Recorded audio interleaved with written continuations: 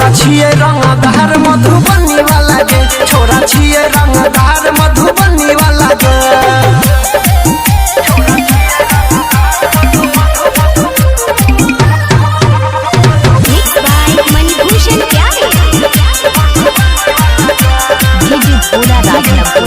नशा में रहे छही आदत खराब छो यार तोहर रंगदारो के बाप छो।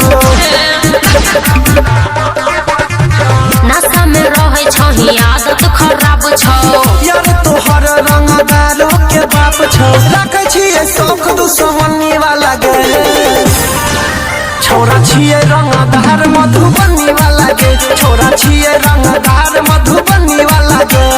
बेसी ने फेंक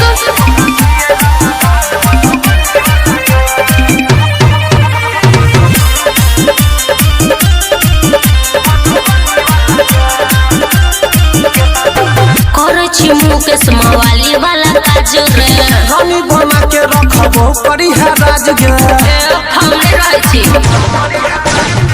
करे छी उमेश मवाली वाला काज रे रानी बना के रखबो करी है राज गे। मैंने ले तू बात अनिल सोनी वाला गे, छोरा छिए रंगदार मधुबनी वाला गे, छोरा छिए रंगदार मधुबनी वाला गे, छोरा छिए रंगदार मधुबनी वाला गे। रंगदारी बाद में देखिए, पहले खाए पिए पर ध्यान दे।